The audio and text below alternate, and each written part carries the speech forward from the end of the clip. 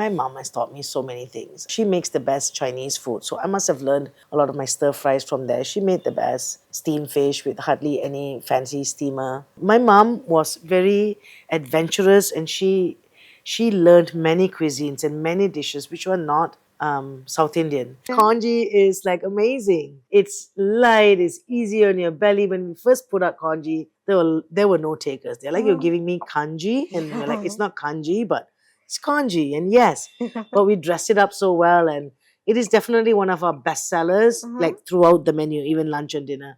Vancouver is so multicultural, just like Singapore. And they were very happy. The people were very happy too. But then the recession happened in 2008-10. I used to lead culinary tours to South India. I think there was a calling that I didn't even realize. I fell in love with the place. I fell in love with the culture. It's like going back to my roots. Within 3 months, I sold my restaurant in Vancouver, and I moved lock, stock and barrel here. From Singapore to Vancouver and back to Chennai.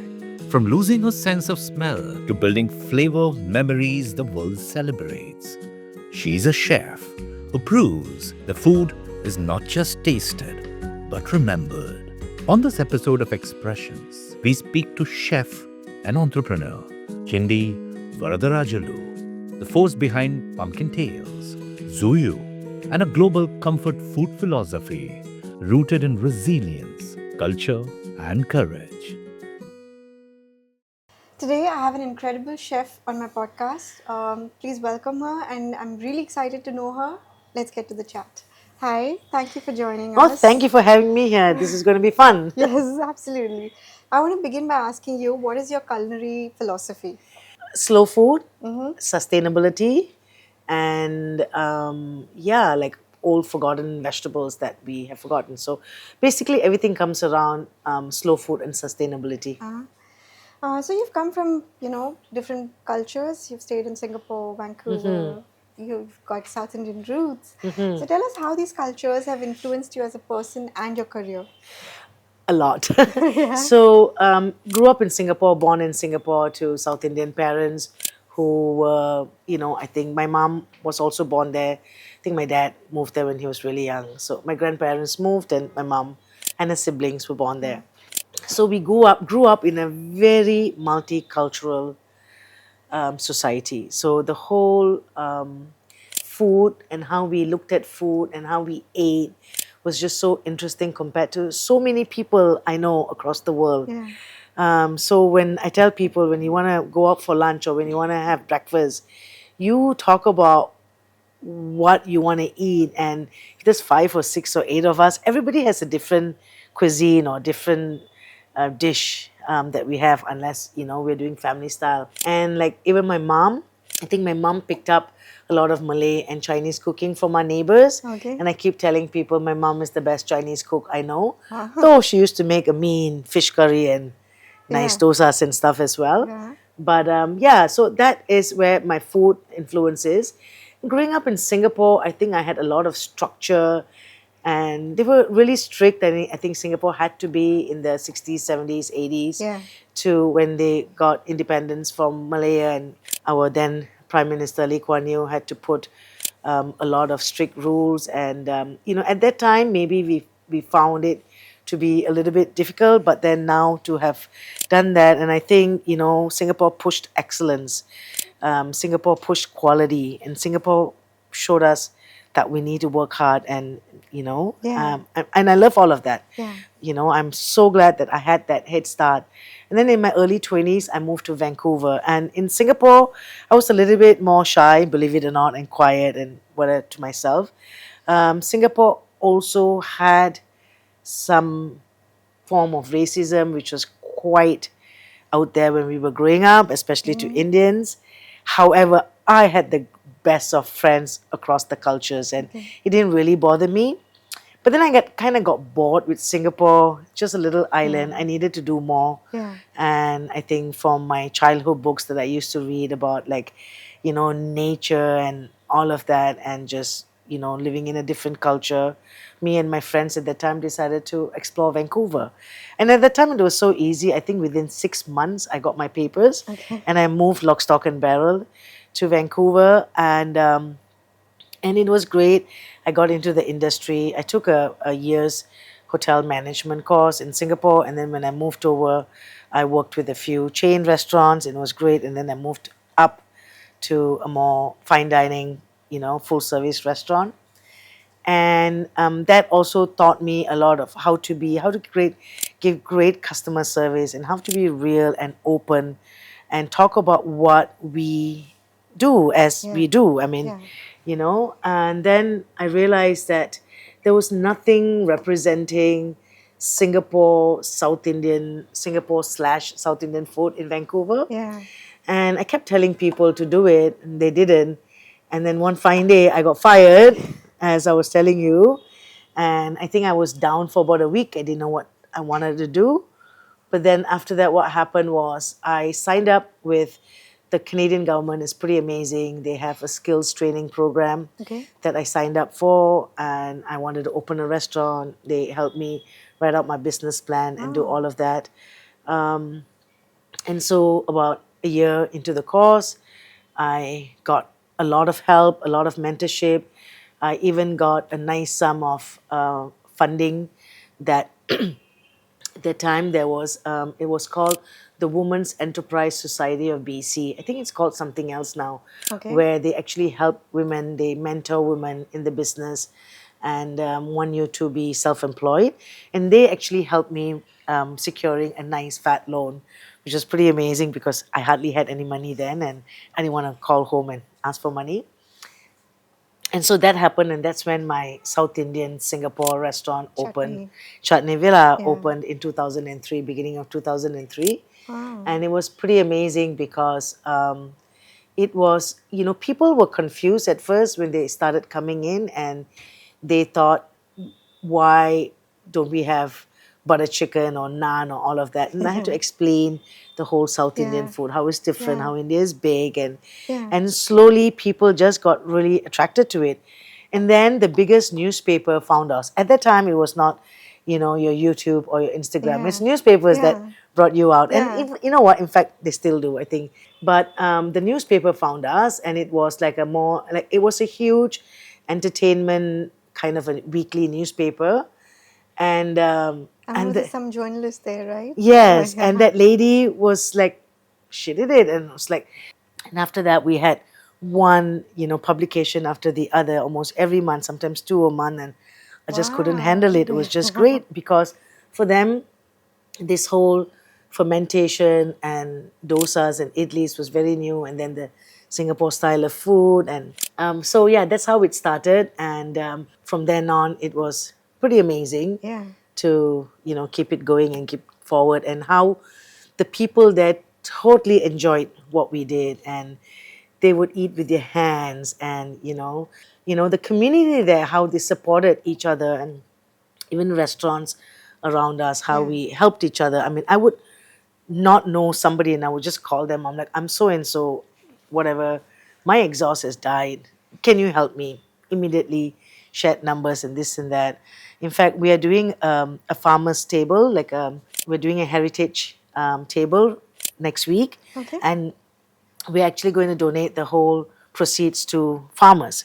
We're shutting down both the restaurants. We're doing a long table, and I invited one of my friends who's an amazing chef, Jeff Vengees, and he had a restaurant 2 streets down from me, and we all met in the industry, and it's been pretty amazing. Yeah, quite a journey, I would say, huh?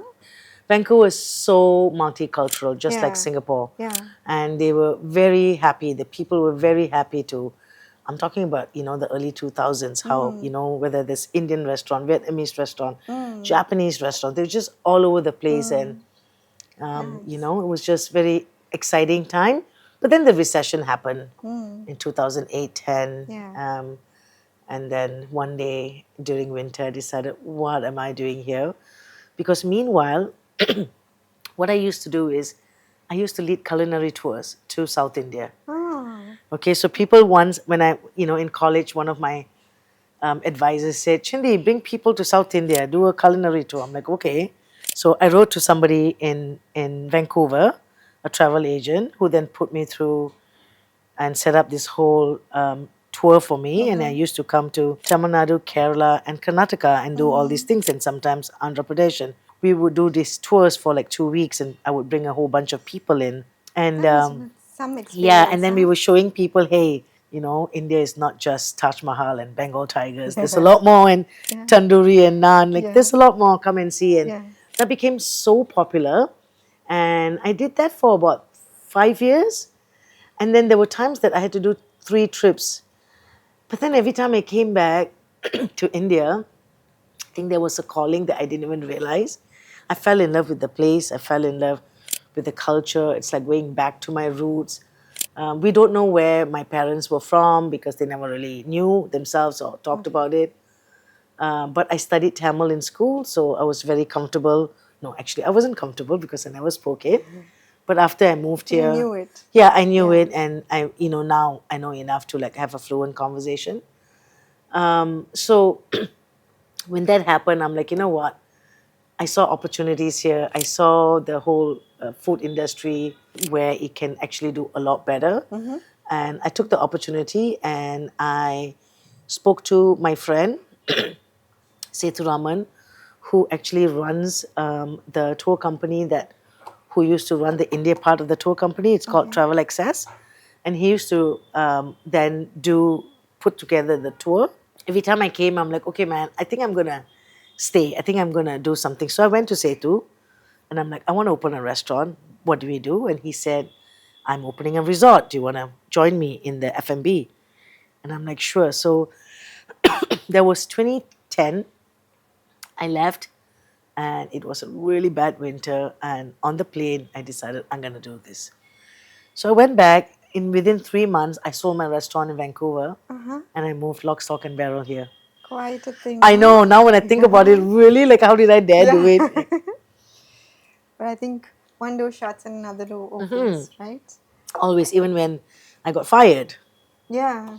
for no reason. I don't think there was a reason for them to fire me, but I did. And I told myself, you know what? I'm never going to get fired again. Yeah. So then I opened Chutney Villa, and then now all of this here. Most great things happen through, humiliation, insults, Yes. and I think that Yes, low adverse. feeling. Yes, Yeah, yes, for exactly. sure.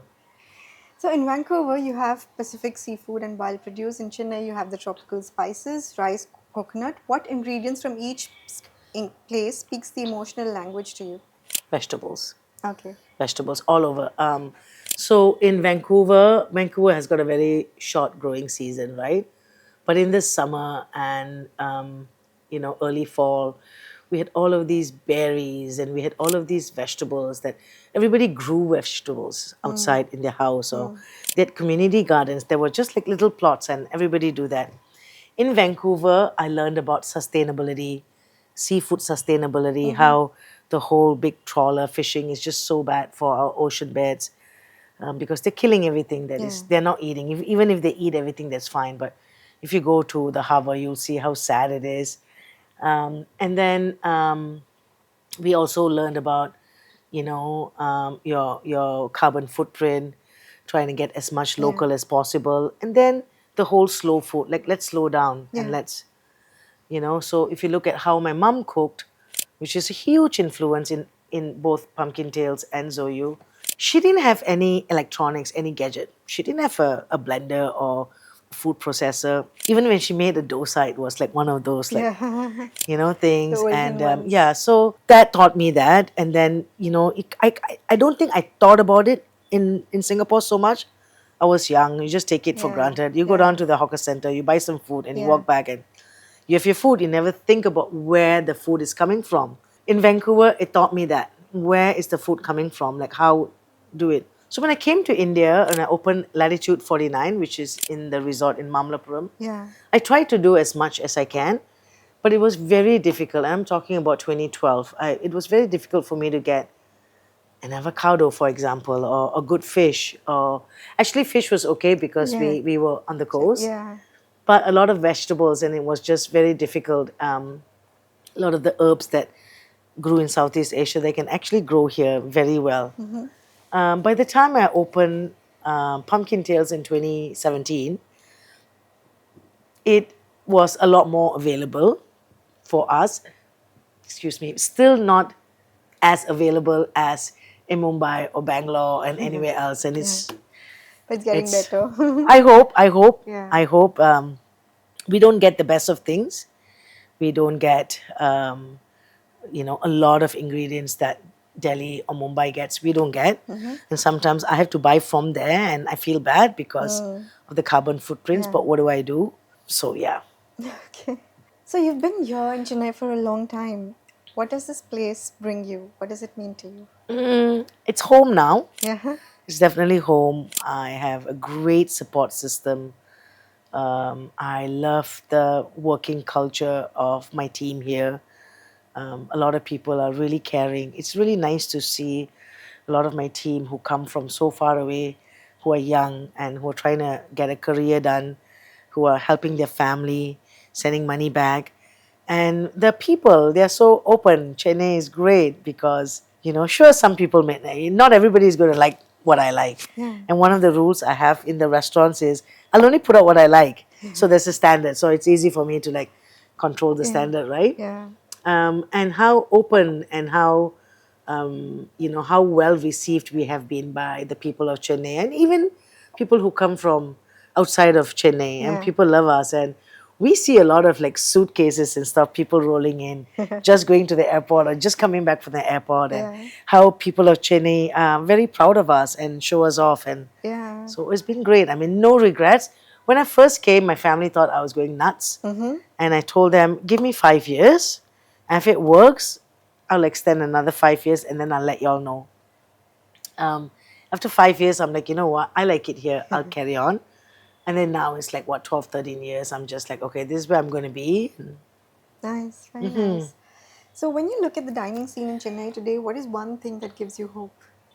I think people, there are a lot of restaurants who are very aware of slow food and sustainability and waste.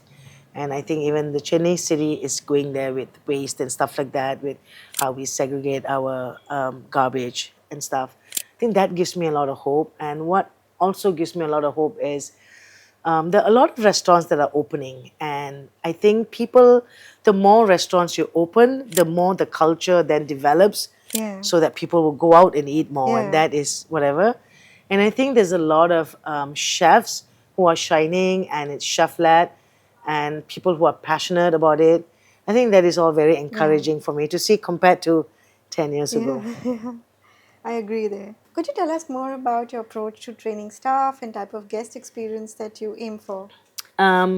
So the type of guest experience I aim for is casual but professional Okay. and knowledgeable, and where they are trained so well in the food that they can talk to you about where it came from, or where the menu came from, where the recipe came from, and if there's something that you don't like, to actually do that. And then, there's a lot of regulars that we have now, and Yeah, they they know recognize what- each other, and so there's all of that. Training is really hard, and it's constant training. I mean, the people here in my team who don't know many of the ingredients, they don't understand it. So we need to sit down and explain to them at least 10 times before they understand it and eat it. Like, they don't know what a lemongrass used to be. Now they do. But things like that. I mean, an avocado was so difficult to explain to people at that time. So it's constant training. We have a lot of fun. I mean, we spend way more time at work than we ever do at home, right?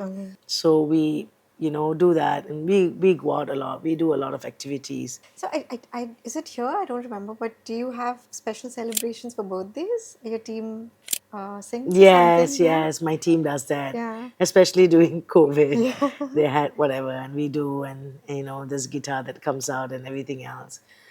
We also have a rooftop Okay. that every Special now and then they parties? want to do whatever. During New Year's Eve, they asked me if they can have a party at Pumpkin Tales. I said sure. And then we shut the restaurant once a year, Okay. and we all go out to a bar, Wow. and we drink and dance and eat, and Is that one particular day or? one day a year. Everything is shut down, all 4 locations, and bakery, everybody's shut down. So there'll be about 130 to 150 people who end up at this Wow. bar, and then we have Much needed. we also, that's when our New Year's and Christmas happens, because and we need to do that. Yeah. And it's team building. People have fun. People are relaxed. The girls love to dress up, and so then they get a chance to dress up. Yeah. So professional kitchens can be intense, even aggressive sometimes. What kind of energy do you consciously keep out of yours? Ours is not aggressive at all. No? We have the most beautiful young man who heads the kitchen. Okay. His name is Suresh Nagarajan. Uh-huh.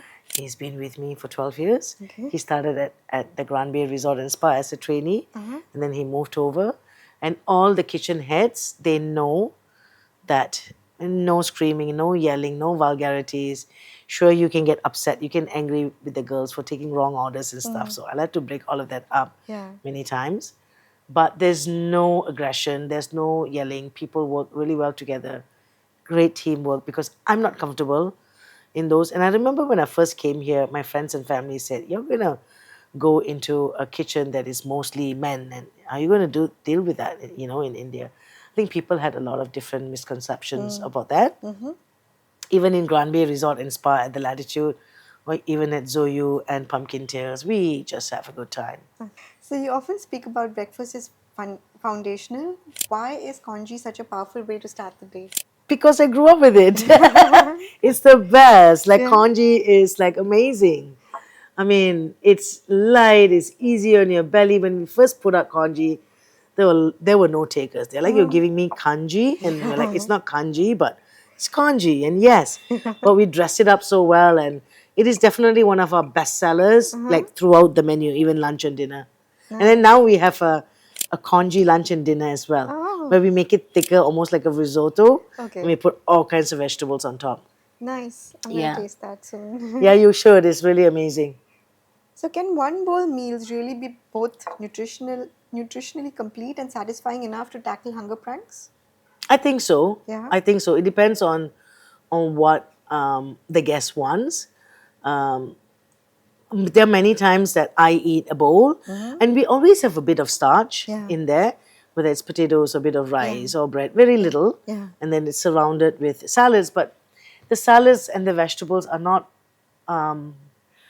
We want to make sure that it's exciting, so our dressings are exciting. There's, from the sambal bowl, which is Singapore inspired, where we have a little bit of sambal rice and a lot of the vegetables that go with sambal rice. And then we have all the way to Mexican and to Moroccan, where it is. So it's just not a whole bunch of vegetables chopped up, put it in there. So you need to make it a bit substantial. Yeah. Though there are people who come and say, "We don't want the rice," and we used to offer them Without the rice? without the rice, but we used to do cauliflower rice. Ah. So they feel like they're eating rice. We even had a dish, which probably we have to bring it back, called the gidless fried rice. Okay. So there's no rice in there. Nothing is fried, as you know, we don't have any fryers. And we kind of grate the cauliflower and make it into a rice, and then we, Wow. yeah, how it's so good. creative. Yeah. It's really good, yeah. I'm gonna try that. Yeah, it's good. So do you think Southeast Asian cuisine is amongst the healthiest food cultures in the world? I don't know about the healthiest, but definitely delicious. Yeah. And definitely you can tone down the unhealthy part of it. It's portions, right? What you're having and how much carbs and protein, and that's what everybody's talking about. Yeah.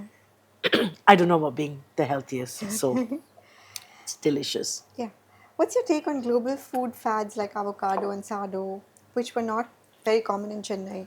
I think avocado is going to stay, and so is the sourdough, at least ours. Okay. We have amazing sourdough. It takes us 3 days to actually bake it. Yeah.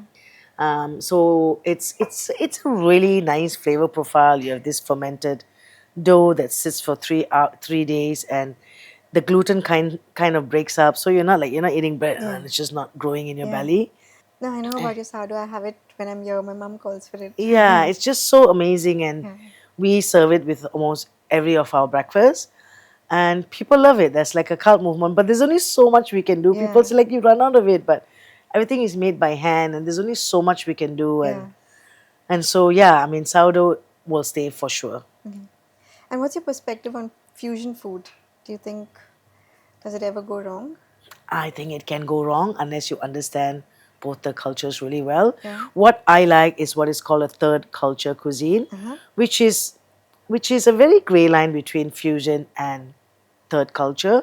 So, for example, my mom would make a fish curry when we were vegetarians or had to be vegetarians, and she'll put tofu in there, and she knows how to treat the tofu, and she would make sure that it sits in there at least a couple of hours so that all the fish curry will go in, and we loved it. Yeah. Give it to us, right? My mom used to make, say, a fried rice with a lot of the Indian tadka and herbs, and it was amazing.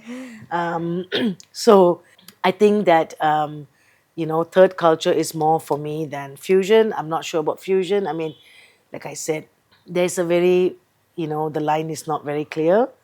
But for me, third culture is somebody that knows both cuisines very well, the Yeah. techniques and the ingredients, and then you can kind of put it Experiment. together. Yeah. So, what aspects of South Indian food do you refuse to translate or dilute for Western diners? Okay. I don't cook South Indian food here. Yeah. When I first came in, I told my partner, I'm like, there's no way. You guys know your food really well. Yeah. And No, but whatever you know about South Indian through memories and through your, a dosa has to be a dosa. yeah. You give me a proper dosa or proper fish curry and without whatever. But I don't know. I mean, when I was growing up in Singapore, we never really had North Indian food. So I'm not aware of it as much, or are we even fond of it? Because we find it very rich and heavy because we're not used to it. Yeah. But South Indian food, you give me any day. But I just don't know about this whole biryani thing. What do you think? Yeah. It's over. So, yeah, so it's a one pot meal. I think it's comfort, just like we have a nasi goreng, put it in a bowl in front of the TV, you're eating, mom's home style chicken curry, things like that is just great. Yeah. But my favorite cuisine is definitely Chinese, Southeast Asian, Okay. and then South Indian. Okay. Did you have any learnings from Vikram Vij, Of course. Rajarajeswari, and Bhuvneshwari? Of course. Do Would you like know to- Vikram Vij? No, I've read You've heard about of him? it. Yeah. Oh, Vikram is amazing. Vikram Vij, I hope you're listening to this. Vikram was the first one to elevate Indian dining in North America. He was very well known. In fact, when I wanted to open a restaurant, my college told me, go and study with somebody. And I used to sit outside Vikram's restaurant and count how many people went in. Before he opened, he had a lineup, and they just went in and he was full. So I remember asking him for an interview, and I wanted to talk to him, and he was very encouraging. And he said, do what you want to do. Don't let the public, Decide control that, you, yeah. decide that.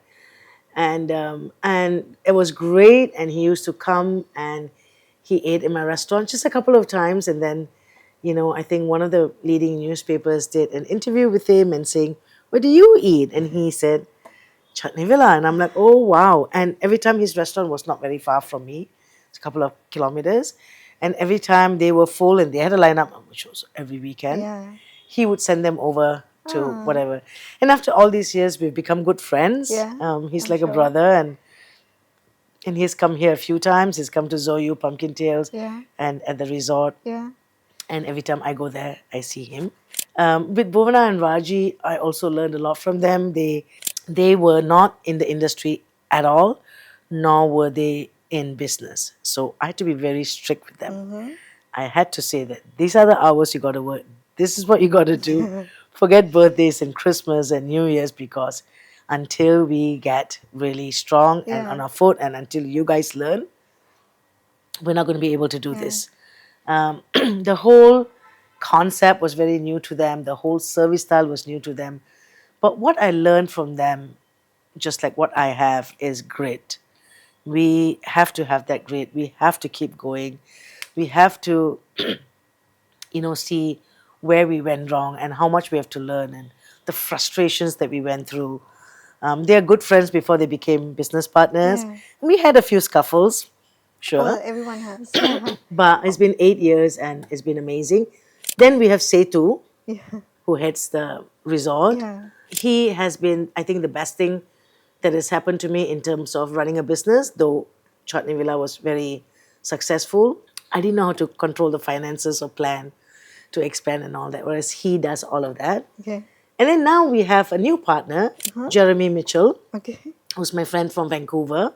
who now comes to standardize and digitize and systemize everything that we have, because from 25 people, we're now 150 Yeah. people, and we need to make sure training and all of Yeah. that happens You all the upgrade. time. Yes. Yeah.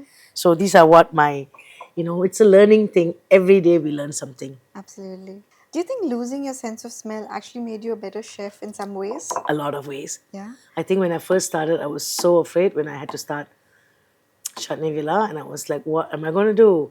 But a smell is something that you don't forget. And for me, I was really able to pair flavors. I would know what would go with this and what would go with that and how much coconut milk to put or whatever. But you know what? Funnily enough, if I make something, I won't be able to taste it. I can only taste the basic, like your sweet, your Yeah. salt, your Yeah. whatever, bitter, umami. But I won't be able to taste flavors. If I put too much cinnamon or too much cardamom, I won't be able to taste it. But then I then rely upon my partners and my chef, Suresh, who's fantastic. And he tells me, I'm like, what is the forward thing? And is it too much? And what is the back flavor you get? It has been a challenge, but it's also made me realize how well I know the balance. If there was something that was a little bit salty and a little bit sour, you probably won't know which is it because they're so close. But I do. So it's pretty interesting. Textures, the mouthfeel, the fat in it, and all the different levels of sugar and salt that you get. Like, I know exactly what a Himalayan salt is like versus a regular salt because that's just sharp and just salt. Whereas this one is a bit more mellow and yet it's salty. And Wonderful. So you were laid off during a recession in Canada, which we spoke about, and had never run a kitchen before. Yet today you lead award-winning restaurants across countries. So what inner belief kept you going when the odds were against you? oh, it's something that Singapore taught me. I cannot give up. What do I do if I give up? I get up, I dust my knees. Yeah. I can think, I can walk, I can do all of that. Yeah. I had to keep going. I had to keep going. I mean, Chutney Villa, the first couple of years was such a difficult time for me to get it going. It was my first business and I had to do it. But, and I did not know the food as well because I can't smell. But it just gave me a lot of confidence when people accepted it Yeah. and the accolades I got. I mean, you have people coming in here into Zhouyu who are not from here and who are from Southeast Asia or China, wherever, and like they're like, you are making food just like we have at home, and those kind of things are very Close important to to you, me. Yeah, yeah. of course. Or when we put something out new and I'm looking at somebody eating it, and then they're like, oh, they have all of that face, so it's amazing. Amazing. Can I do a quick rapid fire Sure. with you? So what did home cooking mean to you growing up? Very simple. A lot of fried rice, a lot of stir fries, fish curry, chicken curry, rice. That's what my mom made. But we also bought a lot from the hawker centers because they were only $2 and we can go and get a meal. What is your favorite meal? My favorite meal is cuisine is definitely Chinese. Yeah. Rice. Okay. Like if for the rest of my life I have to pick one, I'll pick rice. And just a simple stir fry and not too much gravy and Yeah. wet sauce and stuff. So Nice. What are your favorite ingredients in cooking utensils, to use? a wok. Okay. You can do many things with a wok. Yeah. You can do a biryani to a curry to a Yes. stir fry to like paella to like anything. Like Yeah. And any favorite ingredients? so, it used to be garlic and chilies, Uh-huh. but now because I cannot smell, I don't really get the garlic, and it's definitely a lot of umami filled things, which is Asian and Chinese thing, and seafood. What's your go-to meal when you're in a rush? When I'm in a rush, go to meal, a sandwich. And when you're not in a kitchen, where can we find you? In the restaurant, talking to the guests, and especially talking to my team. Okay. We have a lot of conversations. What's your typical day in the kitchen? I don't really. So the way I do it is I create the menu, and then my chefs come in and I talk to them about it, talk to them about flavor profile. We go through the steps and stuff, and then they do it. They make it. I watch them, and then it comes out, and then we taste it, and we may have 2 or 3 versions of it, and me and my team choose one version. Okay. And then we finalize it. I think in the last 5 years, I don't think I'm in the kitchen cooking anymore. I can't even lift the wok anymore. That's how bad I've become. But I'm good at looking at it. My memory is amazing. Yeah. My team gets really Clearly, afraid. we all. I mean, My have. team, they cannot fight with me because I got an elephant's memory. Yeah. Uh, and I also think it's because this is food I grew up with. Yeah. So I know a lot of the nuances of it. And Yeah. yeah. It's just there in your Yeah, DNA, I yeah. think. What would you call your biggest achievement and most difficult challenge during your career as a chef? The fact that I couldn't smell and I could bring Yeah. out food that a lot of people like. Yeah. I think that was the biggest fear I had when I was starting it, and I don't even know how I did it. And then next one was actually when I opened Pumpkin Tales. I wasn't sure if Chennai was ready for it in 2017, like, the breads and the eggs Benedict and all of that. In fact, we had a lot of complaints about the bread being too sour and too hard, the crust. And now they're saying it's not hard enough and it's not sour enough.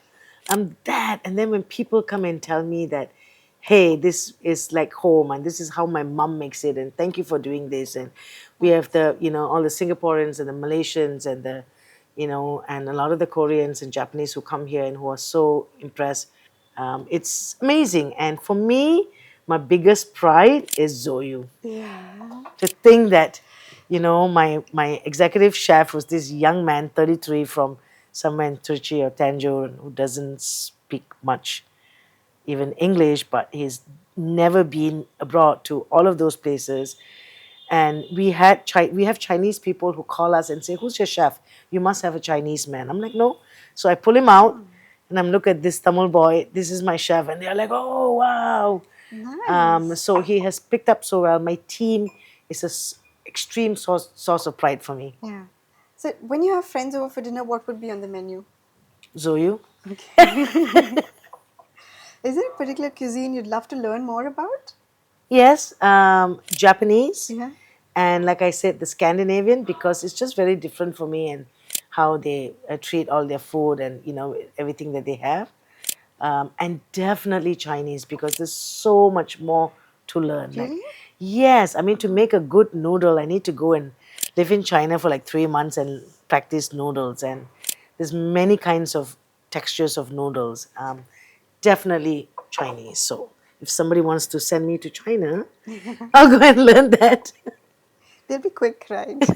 Sure. Experience. Oh no, I have some great experience. We have been going to China, me and Bhuvana, for the last, I think, 4 or 5 times. In fact, 2 months ago, I brought 3 of my kitchen staff to China, Oh, and they took a course for 2 weeks, and we ate in many places just to experience the real flavor and the nicest of hospitality. I kid you not. really? Nicest of hospitality. Yeah. Okay. What's your favorite kind of street food? What we have here, and it is what is called a carrot cake, but it's not sweet, it's Okay. savory. Oh. It's white radish, that the Chinese call carrot, and it's cooked with rice flour, it's steamed.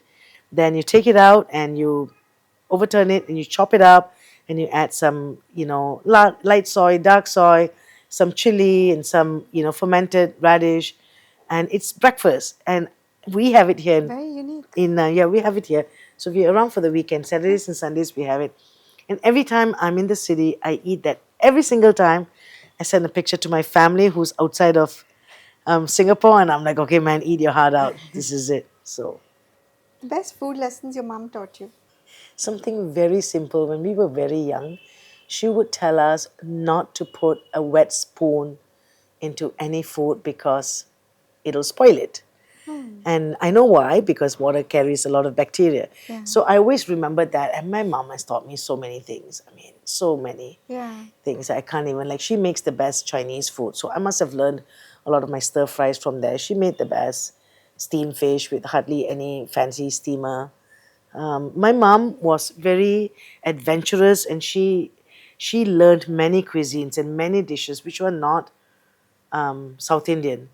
And So she was very experimental. very and very daring in what she cooked. Even for my dad, who was very fussy, wanting only South Indian food. So So, are there any South Indian cooking techniques or traditions that you think have been forgotten?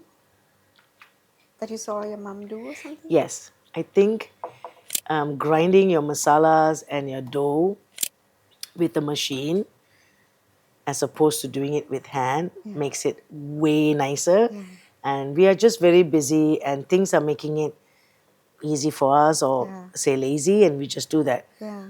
But nothing like you just grind your own thing. And my mom used to grind the dosas and how it happened. I think using your hand and my mom also made a lot of simple food. So we would come back hungry and 15 minutes we'll have a meal. But that's so, I agree with you on that. What is the most underrated ingredient a chef should have in his kitchen, and why is the ingredient often overlooked? Tomatoes. People do use a lot of tomatoes. Yeah. I love cooking with tomatoes and mushrooms actually. Yeah. But tomato is so umami. I mean, it is great to do so many things with it across the culture. One vegetable you think deserves an apology? Eggplant.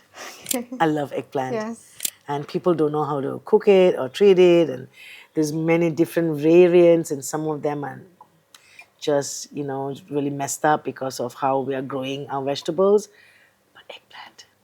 Dish you make when you're too tired to be creative? I order from Zhouyu. When I'm creative, I'm never tired. I need to make sure that, and sometimes in the middle of the night, I'll send my team a message. I have a team, like, a couple of them who help me create this thing. I'm like, we got to do this. And it just happens, and then I just put it out there. And whether it's going to happen or not, I don't know. But it comes from my head, and then I needed to create it. So finish the sentence. Good food should always? Shared. Should always be shared. Nice. Do you think the Michelin star rating of restaurant is really important? I think it is, but I also think it's very expensive. I don't know whether India will get into it. I think we have the Condé Nast, and now we have culture. I forgot what it is, but I think Veer Sangvi and his son started it. Yeah. And I think that's pretty amazing. I think we need more local things. Sure, if Michelin comes in, great, because then it'll let the rest of the world know where we are at with our food scene. Yeah. Do you have any kitchen disaster stories? Oh, many. We had in Vancouver, we had a fire alarm go off, and there everything is all suspended, the air thing, and everything came down. All of the extinguisher thing, everything came down, and we were looking at it. We had to throw everything away, and we had to shut the restaurant for 3 days because then the health department had to come and check. That's a real disaster, Yeah. actually. Yeah, and we've had people who even here, spill a whole pot of something, and then we're going into service and we're like, oh no. And then we quickly think on our feet and we move on. And in your experience, what is the key to creating a dish that people are crazy about? I think for me, if I like it, Okay. that's the standard Got thing. it. I don't know your flavors. I know my flavors. Yeah. And I will explain it to you. And if you don't like it, there could be something else that I could talk you into. Yeah. How would you describe your cooking style? In Chinese, there's a word called chin chai. Okay. That means there's no rules. You just do whatever you I want to love do. that. Yeah. Last question. Any hopes or dreams you wish to accomplish next? I think I would like to help some of my team members open their own restaurants or little cafes or something. Wow, that's really noble, and I've never heard of that. Yeah, I mean, after a while, what they work so hard with us, they're there for so long. What is next for them? And me and my team, my partners have talked about it. We have a few ideas, but when that happens, I would like to help them. I tell them that every time they meet me, every year when we have a review. What is your plan? Why didn't you plan to do this? And save up enough money and we'll help you. So Thank you, Chindi. I love this thank chat. I you. had So much did fun. I. Thank you for giving time in spite of your busy... No problem. Chindi Varadarajulu's story reminds us that passion doesn't follow timelines, and purpose often arrives disguised as disruption. From kitchens without compromise to communities built around food, her journey proves that flavor isn't just something you taste, it's something you carry.